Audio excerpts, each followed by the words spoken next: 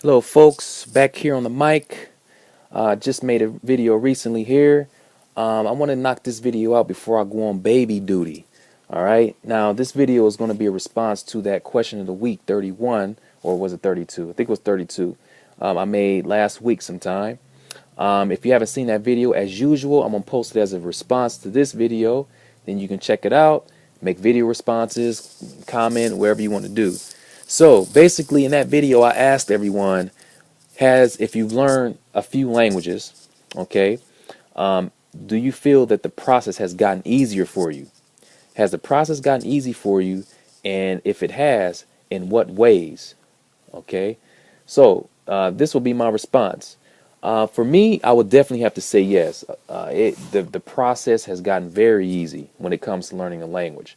Now, don't get me wrong, I still have to put in the time and effort to learn that language. I mean, you can't really escape from that. You know, that still has to happen. But in terms of the process, how to go about doing things, the direction and whatnot, it's definitely gotten easier because of my experience. Now, I want to talk about two points here and try to kind of, comparing with a beginner and someone with experience. The first point I want to talk about is a mental disease, because I think when it comes to this process, I think that's probably the most important and most dangerous. I mean, that's even more dangerous than having a direction. So, mental disease is basically someone who's a beginner. They're worrying instead of enjoying. Okay, like for example, if I'm a beginner, I'm constantly worrying about when I'm going to become functional in the language. When am I going to be able to speak this language? How long is it going to take? And will I be able to speak well? Blah blah blah blah. That's worrying instead of just focusing on the present, enjoying it. To reach that point, worrying about how the native is going to react when you try to speak with them. Worrying about the grammar, the construction, or any difficulty you come across without accepting it. That's all mental disease, and that makes the process difficult. So versus someone with experience, there are no worries. You don't worry, and I'll use myself as an example. Any language I start, I can see myself speaking it. Okay, I see myself. I already can see the light at the end of the tunnel. I don't worry about any difficulties because I know how to accept them. If it's too difficult, I don't spend too much time on it. I just move on, and then I come back to it later. What else? I know how to accept things easily. I don't worry about how the natives are going to react to me when I try to speak with them. If they're going to feel that my pronunciation is bad or my accent is bad, I don't worry about any of that stuff because I know better. I know as a beginner there are going to be many things many obstacles and many things that you have to go through before you come to that point of sounding good in the language. So that is out the window for me. So when you're mental disease free, the process is easy. It makes the process easier. That's part of it. So, excuse me. So yeah, that's the mental disease. Now, the second point I want to talk about is direction. Direction is important. A beginner doesn't have direction. And what I mean by direction is knowing what to do and how to do it. What resources. There are so many resources out there for a particular language, but they're different.